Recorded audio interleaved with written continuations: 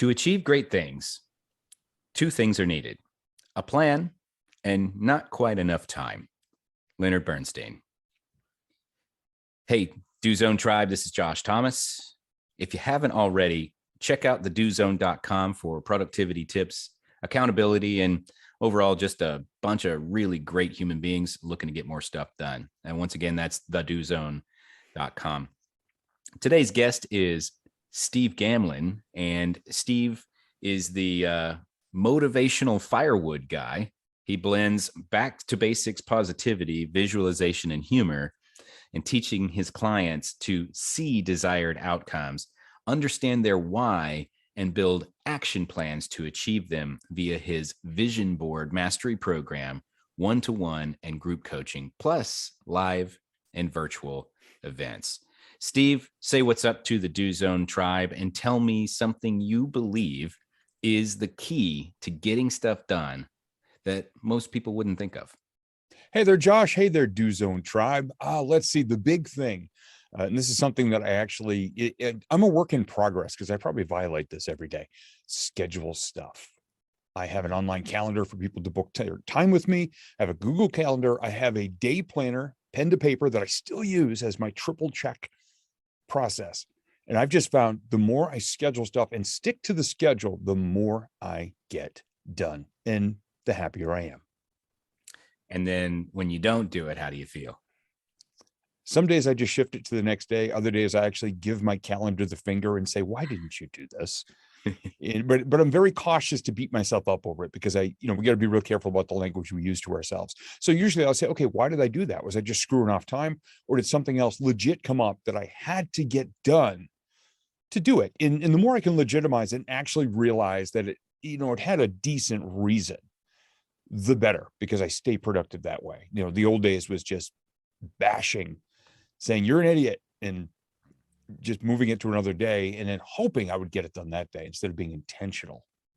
I think it lends more weight when you can give a piece of advice that you can also admit that you don't always follow. Mm-hmm. And the reason for that is it makes it more real. Like a lot of times we want to paint this perfect image of who we are to the world. And, we curate our social medias to where it's like, hey, I'm amazing. But you know what? You're not always amazing. You're not always following all the rules all the time.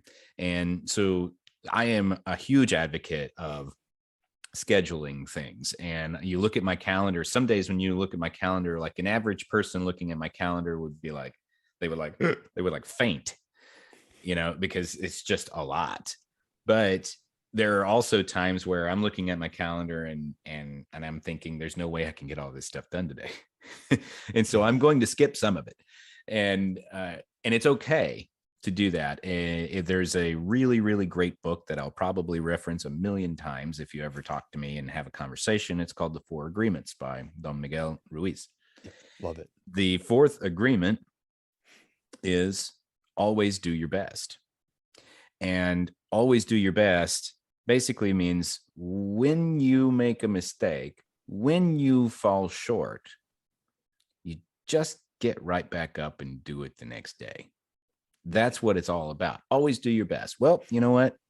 It didn't work this time, but I have an obligation. I've made an agreement with myself to always do my best. So I'm going to get up tomorrow and I'm going to do my best to follow my schedule. Yeah. Love that book. And I love that is the fourth one, because it's kind of like that rescue at the end. Mm-hmm. Because in the past, I've been very self-deprecating about that. And I would bash myself, think, oh, you're screwed up. Well, what does that do? Is it plants the seeds for not getting it done the next time either, because it almost gives me that escape hatch. By painting myself into this, you're ineffective, you're not disciplined enough, you're not determined enough, you're not organized enough, and letting that perpetuate even more. And I found, in addition to this reining in me and my schedule, having a calendar, having an online scheduler that people need to use to get with me, it teaches the rest of the world that my schedule is important too, because now I'm not just jumping on calls with people. Hey, Steve, you got a minute? Yeah, go to my calendar. It won't let me schedule for at least 24 hours. Yeah, that's intentional. Because I used to just, hey, Steve, got a minute? Can I pick your brain? Well, at the end of the day, my stuff's not done and my brain's got 1,000 holes. Looks like Swiss cheese. So no. So talk to me a little bit. You mentioned this kind of it's important to have positive self-talk. And one of the key components of what you've been doing with your life and your career lately is about visualization. And so talk to me about that. First of all, why is it so important to make sure that you're speaking to yourself respectfully? And how do we visualize that in a way that's meaningful and impactful for us? What I do on a regular basis is when I look at my daily schedule or my goals for the year or my latest vision board, whatever it might be, or conversation I'm going to have, how can I represent myself in the best way possible? How can I be confident out there? How can I be healthy? And I use a standard life wheel. I've tweaked it a bit for my use. There are 8 major areas of life, and I need to create the best version of myself in all of them: career, finances, physical health, emotional well-being, my relationships, my ethics, values, and integrity, which is critical, spirituality and faith, and my connection to the world in a real way. I'm going to put my best version of myself out there in every single one of those. And it can get so derailed if I don't put the best version, if I don't believe in myself, if I don't have the confidence, if I don't have enough things to be grateful for every day. That includes the people who show up in my life, the conversations I have. So I know every morning when I either come down here to the recording studio or go to the Iconic and Apex Accelerator offices where I spend a good amount of my time, or even walking down the street, committing an act of kindness, getting on stage, getting on a camera, I've got to put the best version of myself. And I'm not going to be that if I'm taking shots at myself, if I'm not believing in myself, and if I'm not speaking my truths with 100% certainty and representing myself authentically. If I fail at that, that wheel is going to roll right down a hill back to where my life used to be, when I compromised my own, not values and ethics, but my own self-esteem and self-belief. Hmm. Yeah, well said. And then as far as creating vision boards, it's an interesting thing to be an advocate of, and to be out there and kind of be banging the drum about this, because a lot of us maybe are not so familiar with what it is. I've seen a vision board. It's like you cut out some pictures from a magazine and you put it up there and you're like, oh yeah, maybe someday I'm going to have that nice car or something, but it's probably deeper than that. So talk to me about why are you such a huge advocate of that, and how do you use those as a way to push people forward? Yeah, it is pretty unusual for me to go so deep into visualization, because so many people at the beginning of every year say, hey, create your vision for the best version of your life. They'll leave it at that. It's a blanket statement. It sounds cool, but not a lot of people know how to do it. And I've spent the last 17 years digging deeply to understand that the seeds we plant, the more emotionally connected we are to what we want. And it's not just stuff. I love that you mentioned like the dream car. We have all these motivational gurus out there. It's, you see their videos. It's the dream car, the mansion, the yacht, the private jet, and all these things. And they show the trappings of what they define as success. Hmm. And the first thing I do with people is get them to understand they need to figure out their own definition of it. I have a dream car this year. It's not a Lamborghini. It's not a Ferrari. It is a 2022 Honda CRV, because my 2010 Honda CRV has almost 250,000 miles on it, and it's starting to cost me money in repairs. So do I want a big fancy car? No, I don't. I want what is perfect for me, for my needs, for my lifestyle, for my budget, etc. So the more people can dial in to where they are in this grand universe of things, not what other people say is successful in all those areas, that's a great start, because you got to understand your voice, your heart, your soul, your mind, your goals, hopes, dreams, and desired outcomes, and who you really are. And there are things out there called vision board parties. And this time of the year, at the time of this broadcast, a lot of people say, I'm going to a vision board party with wine, cheese, crackers, scissors, glue sticks, and glitter. I'm thinking, wow, that is such a recipe for disaster. Bunch of people getting together, cutting up magazines, getting hammered and saying, here's my goals, and just waiting for them to show up without an action plan. And there are 10 steps in the audio program I created called Vision Board Mastery. You don't gather pictures to module 7. That's what sets me apart from the rest of the world. 6 distinctly different actionable steps, all about mindset, who you are, where you want to go, why, and what you really, really want. Then you find the pictures. Then we build the action plan after that as well. You don't just set it and forget it. We're not roast chickens on a Saturday morning infomercial. Got to get out there and craft our plan to go make it happen every single day. Do something. And so let's talk a little bit about that why. You brought that up and you emphasized it. And it's one of those things where I can set a goal of, yeah, I want to make $1 million this year. Mhm. Okay. Why? Well, because I'll be rich. Why do you want to be rich? Because I never had any money growing up. Why is it important to you now, though? And it's like you can just keep asking why to someone, and you ask it 5, 6, or 7 times, and you're probably going to eventually find the answer. And so, talk to me about why is knowing why so crucial to being successful with this. Yeah, the why is like the gas in your tank. I mean, so many people will set a goal, and the first little thing, it could be a pebble in the road, is going to jostle them or sidetrack them. And so many people just have the littlest thing. The wind blows the wrong way one day, and they don't pursue their goal that day. So the more connected you can be to why you really want something, the more deeply you feel it, emotionally connected and in your gut. I mean, carved in your heart, why you want something. If you know at a very, very deep level, nothing is going to get you off that track. But if it's just because, like you said, I want $1 million because, well, I grew up broke. Okay. In my record, by the way, you mentioned 5 or 6 times, my record is 17. When a dear friend of mine, right around 2005, said, Steve, why do you want to be a speaker? I want to help people. Why? Because people need help. Why? Why do you want to do it? Well, it took 17 whys before I got really emotional. I had tears coming down a little bit. And I remembered when I was 24 years old, and a friend of mine who was a year younger than I was asked me why I never followed my dream of being on the radio. And that was the summer of 92. So I did, went and did it, got my first internship making nothing at a radio station we grew up listening to, drove to his house and told him, thank you. You believed in me. I got this job. And he was so happy and so excited. He passed away 3 weeks later, but I'm so thankful he got to see me do that. And I had a 10-year radio career. And when I quit all that to become a speaker, I said, I want to be someone who believes in others, sees the best version of them when they don't, kind of like my friend Danny did for me. I said, I want to be that person for others. And I hadn't thought of that in years. It was just laying there dormant. When I connected with it, the tears came down because I hadn't thought about it at that time for 20 years. And my friend said, don't ever forget it. And here I am, 17, almost 18 years into this speaking career and coaching. And when people ask my why, I tell them that exact story and I relive it every time. So I can't half-ass an interview or a speech or a coaching session or anything, because there's somebody out there who's where I was, who needs to believe in themselves. And if I believe in them, show them a way, and they get there, then I'm living up to my why. How do you know? First of all, that was powerful. Thank you for sharing that in that moment of vulnerability. I really appreciate it. Mm-hmm. But how do you know when you've asked enough whys? How do you know when you've actually found the real why?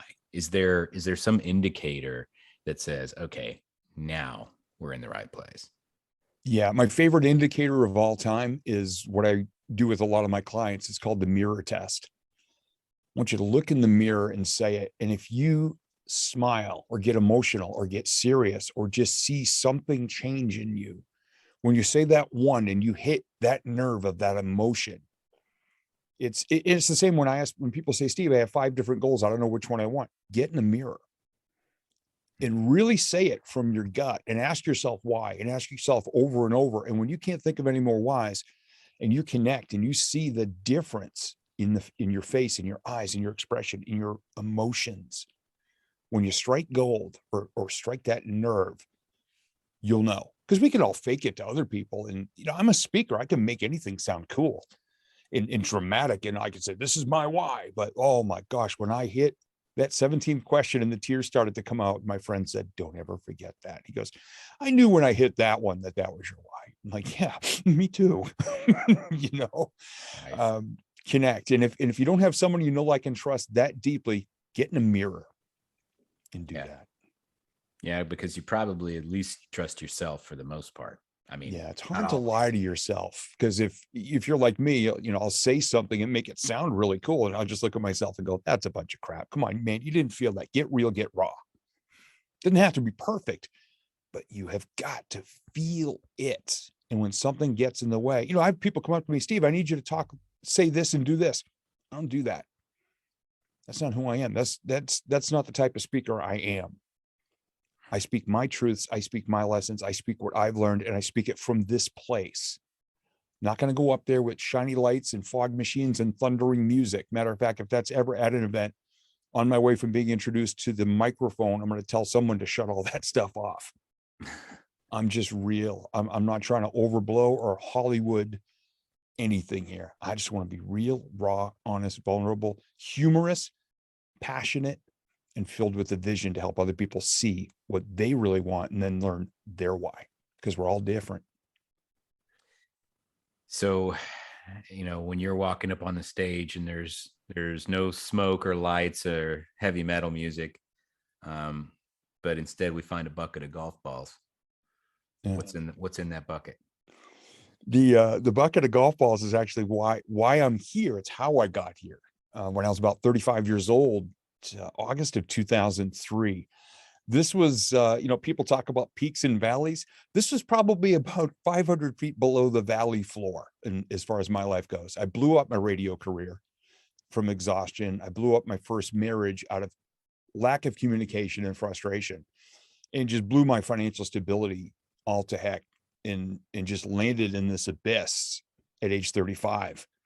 And I had $3 left in my pocket on a Friday afternoon, hot and humid here in New Hampshire, and said, well, I'm just going to go take out my frustrations on a bucket of golf balls at a driving range. And I picked the farthest tee box because I am a notoriously dangerous golfer, and I didn't want to hit any vehicle. So I went way to the end, and there was these big metal power lines in towers down there. So I'm just hitting golf balls, just taking out my frustrations, and a thunderstorm came ripping through. Thunder, lightning, wind, pouring rain, and everybody but me ran away. And I'm just thinking, my life already blows. I just held up the club and I go, I dare you, go ahead. Okay, good. You didn't hit me. So I just kept hitting the golf balls. And I hit all my bucket and the buckets of two guys who had run from the storm. So at the end of an hour, I could barely even lift my arms anymore. And when I got to my car, the rain stopped and the sun came out, and I just started laughing, because as much as my life stunk at the moment, just in the middle of what the heck am I doing? And what did I do? I just thought it was funny. And a day or so later, I was talking to my brand new life coach, and he goes, so how was your week? And I said, put down your pen and paper and listen to this. And I just retold the story of that hour. I made it as funny as I could. It was kind of pathetic too, but funny. And he said, I got two questions for you. Are you this open and honest about your life with everybody? I said, yeah, usually self-deprecating, but yeah. He goes, oh, okay. You ever thought of being a professional, like motivational speaker or a stand-up comedian? I think you'd be great at it. And I hadn't thought about it in years, but I'd secretly wanted to do both for much of my life. Going back to really age 10, my dreams were radio DJ, teacher, but not in a classroom setting, and a comedian.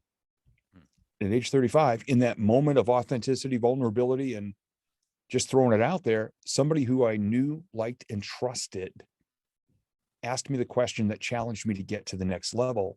Within 2 weeks, I was in an intro to stand-up comedy class. And a week or two later, I was in my first Toastmasters meeting. And here we are. Wow. All from a bucket of golf balls. Yeah.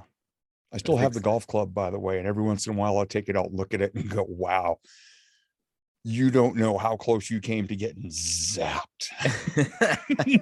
And I'll hold it up and I'll kind of look up and I go, thanks for the lesson and for not, striking me. Yeah. Appreciate it.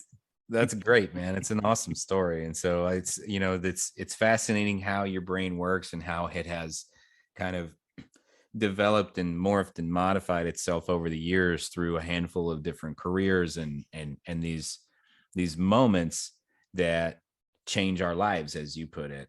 Yeah. And we all kind of have, if we dig deep enough and we look hard enough and we're paying attention, those moments exist in all of us. Yeah. The paying attention is the most important one for me. I mean, how many people these days we see walking around staring at their phone, staring at their shoes, or they got the earbuds in and they're just staring at the ground, and they're missing so much. And then you get people that go, I want to be rich. I want to be rich. Well, they're walking down with the head down. They trip at the mall, fall into a fountain. Hey, congratulations. You're $2.83 richer than you just were in dimes, nickels, and quarters. But by the way, the laundromat dryer costs you $4, so you're now in the hole. Yeah. And they're missing the real opportunities for connection. And man, I just go around with my eyes, my ears, and my heart wide open all the time. Does everything work? No. Have some pretty amazing things happen to me? Oh yeah. And they still do every day. Yeah. As long as you're paying attention, that we all have that kind of defining moment where everything changed. You just have to look for it sometimes. Yeah. And I've had sometimes it's at nowhere least a near as dozen of them yeah. so far. And hey, I have a career because of it. So rock on. So let's kind of dig in here. I'm gonna bust out the bone saw and saw your head open, take a look at your brain, and we're gonna do what's called the Do Zone diagnostic. Are you ready? You got it. Awesome. So this is a series of 5 questions I ask every guest so that you can see we can see how your brain ticks and soak up all the knowledge possible. So just rapid fire. First thing that comes to mind. Number 1, what's the one thing that you do, Steve, that helps keep you focused on your goals? Waking up every single day and putting pen to paper and writing down my 3 favorite moments that I'm grateful for from the previous day. That's how I start every morning virtually for the past 10 years. Wow. 3 favorite moments from the previous day. In less than 1 line each, as emotionally connected and joy-filled as possible. That's amazing. And, kind of the counterpoint to that is, how do you get yourself back on track when you lose that focus? Usually I get out of the recording studio or out of my office. I'll go into town and I'll commit as many acts of kindness as I can very quickly. If it takes 1, 2, or 10, it doesn't matter. But I just go out there and I plug into the energy of the world, an opportunity, and stretch myself. I always come home different. And that's a big go-to these days. Well said. And so, Steve, who's your support group and how do they keep you accountable? My wife, Tina. We've been together almost 15 years, and she's seen me, even in this time, the highs and lows, physically, mentally, emotionally, and everything. And she was a visualization reward 15 years ago, but she is the best human being, the best energy in my life all around. And I'm very blessed to have some great networks inside of Apex, brothers and sisters like you, iconic Apex Accelerator. But Tina is source of great energy. That's great. And you said that she was a reward of visualization. What does that mean? In 2007, the board I made for that year, I said to myself, this is the year I'm going to find her. I was 3.5 years divorced at that point, and I described the dream relationship I was looking for. I had spent nearly 3 years working on myself to make myself the best version of myself to attract the right relationship. And early June that year, I wrote down, I am ready to fall in love. And 10 days later, I got an email from 1,300 miles away from a woman I hadn't seen or spoken to in 21 years, on whom I had a crush in high school. And this June is our 15th anniversary. Wow. That's cool, man. Yeah, thanks for sharing that. It's awesome. That got me on Oprah's radio network 4 times. So I tell Tina, I go, just know if you ever break off our relationship, you're going to demolish my speaking career. No pressure. No pressure at all. So Steve, this is a podcast about productivity and getting things done. Where do you draw the line on what to do and what to delegate?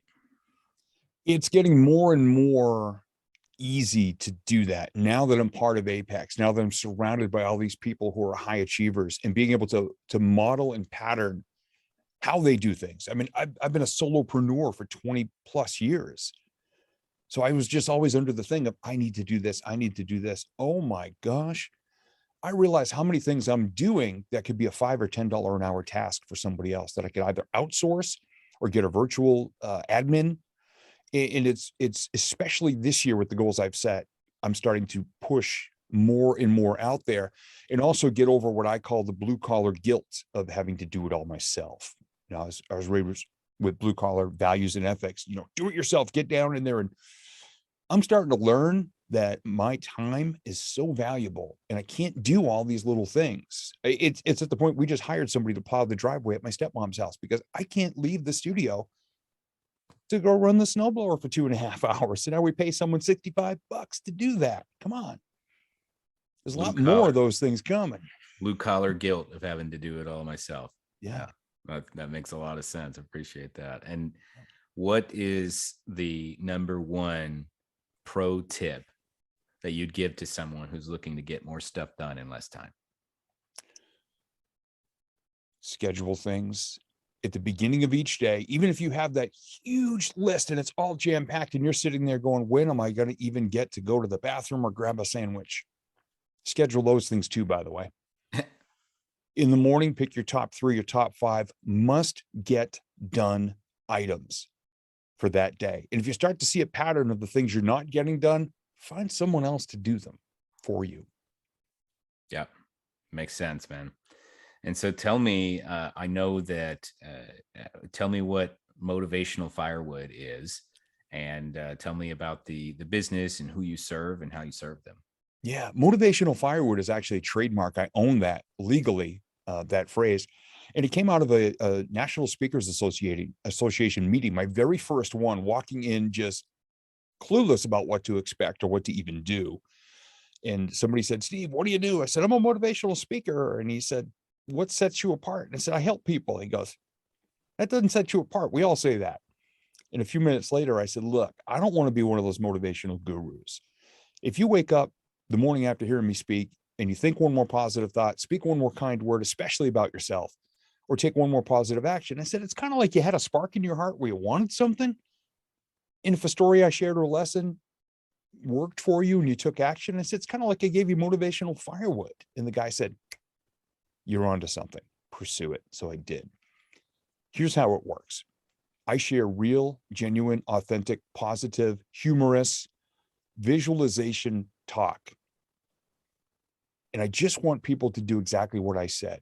If it causes you to think one more positive thought, speak one more kind word, take one more positive action, believe in yourself and your goals, and get the clarity. And I do that by keynote speeches, by my vision board mastery program, in my one-on-one and group coaching programs, with my books, etc. I want to be that voice that comes in and helps you to believe in yourself more than you do today, and gets you to take action and keep on moving forward. Nice. And who is the best, if you had to paint a picture of your ideal avatar, who is this person? What are they struggling with right now? And where do they need to go, and how can you help them? Yeah, age 30, and it's pretty well split, male to female in that, but 30 to 60, people who are in their second, third, fourth, even fifth version of themselves. Industries that work very well with me in my style: real estate, insurance, direct selling companies as well. People that may not be in the traditional office, they tend to feel like they're kind of on their own island, a lot more than just being in a 9-to-5 office all day, every day. These are the people that I've had the greatest impact with over the years. Okay, got it. And is there something about what you do? Do you kind of just change the DNA of their thoughts and how they think about themselves or how they think about life, or what are some of the kind of key pillars of this? Helping them to see exactly what their goals are versus a company or a leadership team telling them, here are your goals for this year. And I work personally and professionally in all 8 of those areas I mentioned earlier. The life wheel. The life wheel. It's not just saying, here's your goal, or dream big, or go, just do better than you did last year. I want people to understand in all areas of their life what's important to them. For example, relationship goals can have a great impact on your professional development and your success for the year. Even if you devote a bit of time each day to maintaining your best relationships, like me with my Tina, it makes the rest of my day better. And my job is to help people to understand it takes all of these areas interacting together every single day to make and create a successful life. It's not just this work-life balance thing. It's the integration of all these things. So tell me, if somebody's listening to this and what you're saying is really, really resonating with them right now, what is the next step? What can they do to engage with you? They can reach me at motivationalfirewood.com, and the information is there. They can send me a message, or if they want to have a conversation to say, what is this all about? My calendar is at stevechats, CHATS.com, and I'm happy to have conversations. Matter of fact, I love getting on calls with people and just asking a few questions that they've probably never even thought of before, and watching the light come on. Me too. That's why I have a podcast. Awesome. Great. So that's motivationalfirewood.com. Mm-hmm. Excellent. Steve Gamlin, thank you so much for coming on here. Really appreciate you. For those of you who are kind of on the third, fourth, fifth version of yourselves, and you're looking for some guidance on that, and you're looking for some clarity to figure out, where do I need to go next? I recommend that you engage with Steve. You can go to motivationalfirewood.com to learn more. And for those of you who are busy entrepreneurs looking to get to the next level, head over to thedozone.com for more productivity tips, tools, and strategies. And you can also join our Facebook group of the same name. Until next time, remember, we all have the same 24 hours in a day. What are you going to do with yours?